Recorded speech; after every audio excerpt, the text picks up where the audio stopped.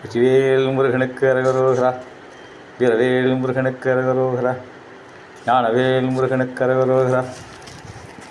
முருகப்பெருமாள் பேரருள் பெருங்கருணையாலே முருகன் பிரணவ மந்திரத்துக்கு அர்த்தம் கேட்டு அது பிரம்மன் சொல்லாததுனால பிரம்மனை சிறையில் அடைச்சான்னு சொல்லி அது பிரம்மனுடைய ஆணவத்தை அடக்கிறதுக்காக அப்போ அவரே படைப்புத் தொழில் மேற்கொண்டார். அப்போ படைப்புத் தொழில் மேற்கொண்ட நேரத்தில் பிறந்த மகான்கள் ஞானிகள் அவர்கள் இந்த பாரத பூமியில் தான் ஜனித்தது என்பது போல நிறைய சாட்சியங்கள் உண்டு. முகம் வேறு, உருவம் வேறு, ரேகைகள் உட்பட அவ்வளவு வித்தியாசங்கள். ஒரு சவாலான பணி படைப்புத் தொழில் முருகப்பெருமான் மேற்கொண்டு அற்புதமாக இயக்கிக் கொண்டிருந்தார். வாலி ஒரு படத்தில் பாய்ஸ் படத்தில் எழுதுவார்ல, luck 1/4 kilo, loss 1/4 kilo, labour 1/4 kilo சேர்த்துக்கோ, பக்தி 1/4 kilo, hope 1/4 kilo, talent 1/4 kilo சேர்த்துக்கோ, எல்லாம் சேர்த்து கட்டிய பொட்டலம்தான் நம்ம சீக்ரெட் ஆஃப் சக்ஸஸ் அப்படின்னு வாலி. அது வாலி அந்த பாட்டில் அது ஜனரஞ்சகமாக அழகாக சொல்லியிருக்காரு.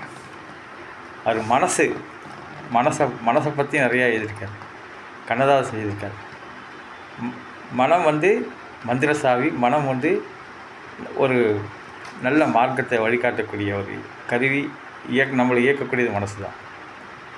இப்போ நீ யார் அப்படின்னு கேட்டாக்கா நான் யார் அப்படின்னு கேட்டு ரமண மகரிஷி நான் யார் கேட்டு, அப்போ நான் யார், என் பேர் துரைசாமிங்க தான் என் பேரா, ஸ்ரீதங்கர் தான் என் பேரா, நான் பரத்வாஜ மகரிஷி வம்சத்தில் பிறந்தவன், அந்த ரிஷியோட மூலம். அப்புறம் சுவாமிநாத தாத்தா, அவரோட பையன் சுப்பிரமணிய தாத்தா, அவரோட பையன் சீனிவாசன் எங்கள் அப்பா, அதுக்கப்புறம் நான் பிறந்தேன். இந்த மாதிரி ஒரு பாரம்பரியம் இந்த பாரத பூமியில் பல்லாயிரக்கணக்கான வருஷங்களாக வாழக்கூடிய இந்திய பிரஜை.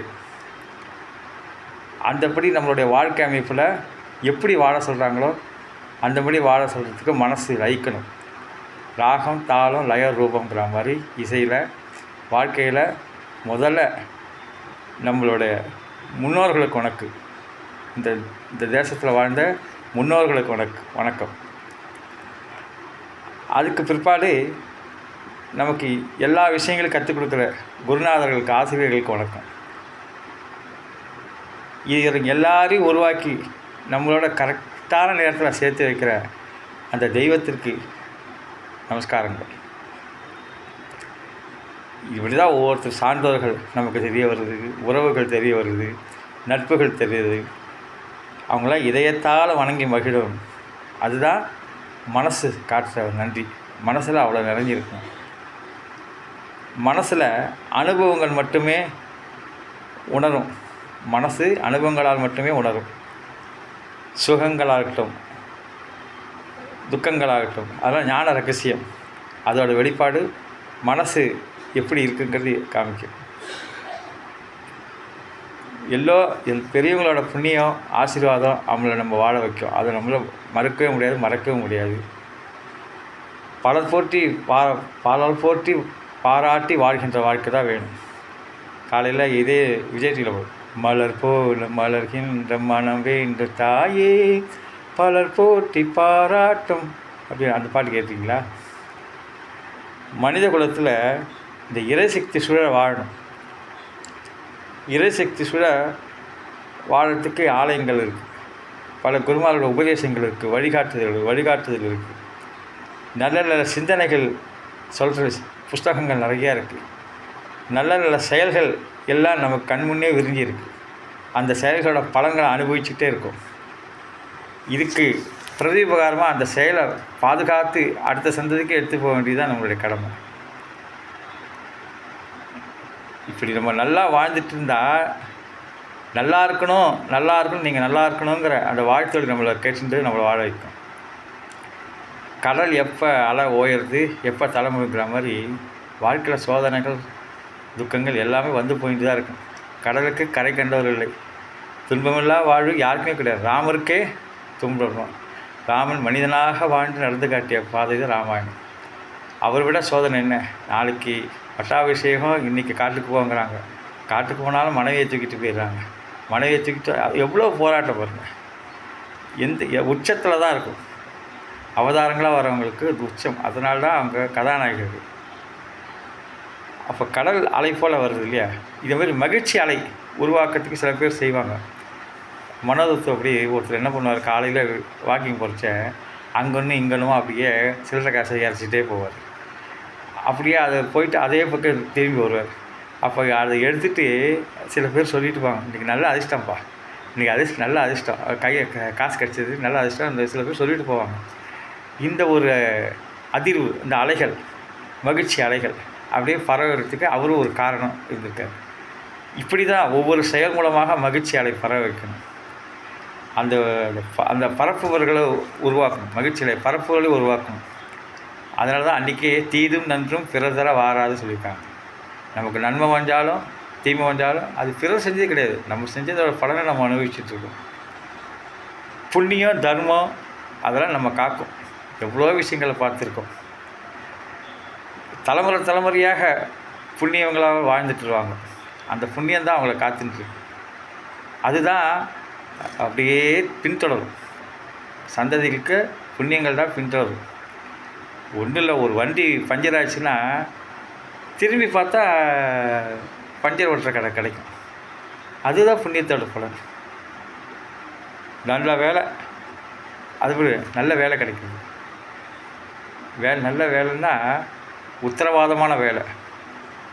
நல்ல அந்த காலத்தில் எப்படி ஒருத்தர் சம்பாதிச்சு குடும்பத்தையே காப்பாற்றுவாங்க, அந்தமாரி குடும்பத்தையே உட்கார வச்சு சாப்பிட்ற அளவுக்கு எல்லா உறவுகளையும் வச்சு பாதுகாக்கிற மாதிரி வீட்டில் எல்லா ஃபங்க்ஷனும் நடத்துவாங்க. நல்ல உறவுகள்லாம் வந்து போயிட்டுருக்கணும் இல்லையா? இதில் சிக்கனமே பார்க்க மாட்டாங்க. எல்லா விருந்துகள், சடங்குகள், சம்பிரதாயங்கள் அந்த சாஸ்திர முறைப்படி. காரணம் வருமானம். அந்தமாரி வருமானம் வர மாதிரி ஒரு வேலை கிடைக்கும், தொழில் அமையும். நல்ல தொழில் மூலமாக நல்ல விருத்தியாகும். தொழிலுக்கு போட்டி இருக்கும், பகை இருக்காது. நம்மளுக்கு நல்ல புது சிந்தனையோட தொழில் பல நாடுகள் அப்படி பல கிளைகள் விளக்குற மாதிரி தொழில் நல்லா மேம்பட்டு விளங்கணும். நம்ம மூலமாக 4 பேர் சாப்பிடுவாங்க அப்படின்னு ஒரு எண்ணம் வரும். அதாவது தொழில் எப்படி அவங்கள்ட்ட வேலை செய்கிறோம் அவங்க தான் தான் முதலாளிங்கிற மாதிரி அது தொழிலில் முழுமையாக ஈடுபடுவான்.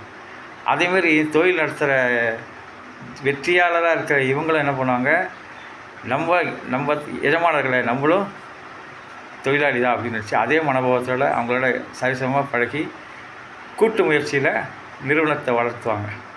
அந்தமாரி இவ்வளோ புண்ணியம் செஞ்சவங்களால தான் நடக்க முடியும்.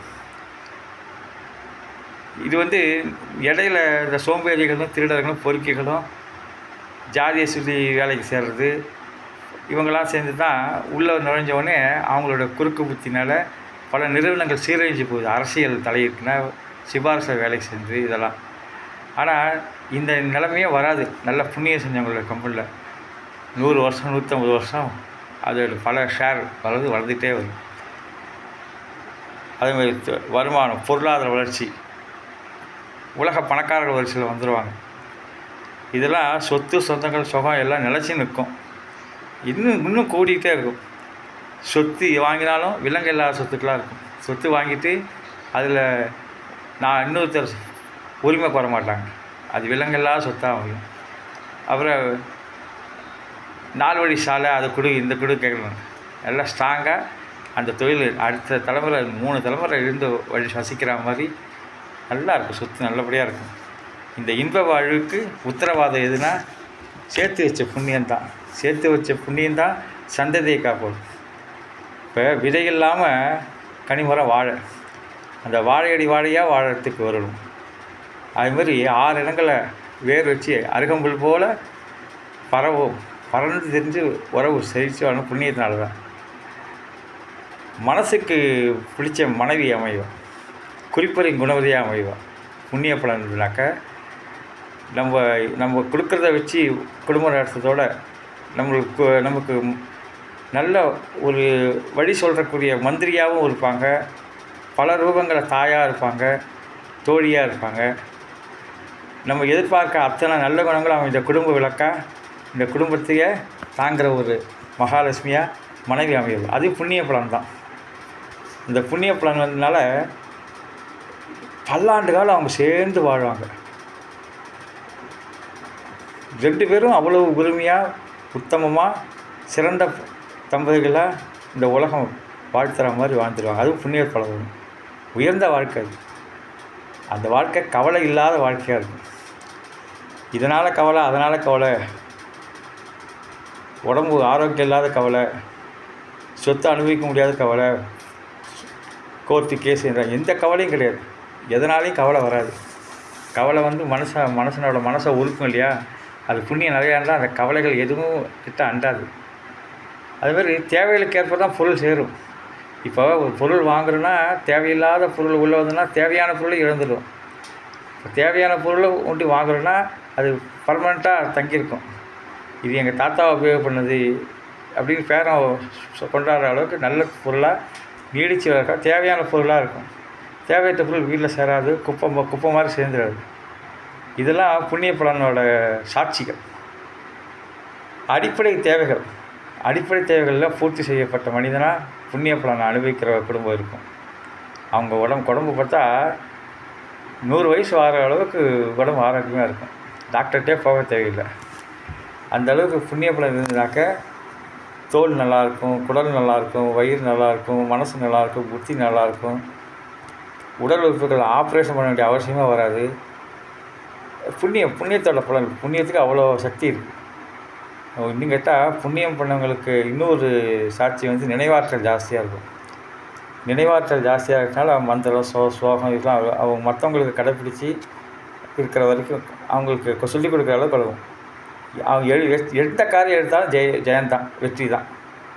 காரியங்கள் தடையே கிடையாது. தடைபடாத காரியங்கள் நிறைவேற்றக்கூடிய கவனமாக தொழில் நேர்த்தியாக செய்கிறதுக்கு, அதில் தொழில் விபத்து வராது, இழப்பு வராது, இப்படி எதுவும் நேராத பங்கு வரும்னா புண்ணியம் பண்ணியாகும்.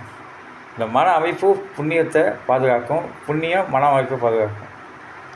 அதில் புண்ணியம் மறுபடியும் வளர்கிறதுக்கு காரணம்னா எல்லோரும் இன்பத்திற்கு வாழ வேண்டும், அனைவரும் வாழ வேண்டும், அனைத்து உயிர்களும் வாழ வேண்டும்ங்கிற எண்ணமும் சேர்ந்து வளரும். அந்த மாதிரி மனுஷனுக்கிட்ட சில பேர் போட்டி பொறாமல் கொள்ளவும் மாட்டாங்க, சூனியம் வைக்கலாம், ஏதாவது கெட்டது செஞ்சு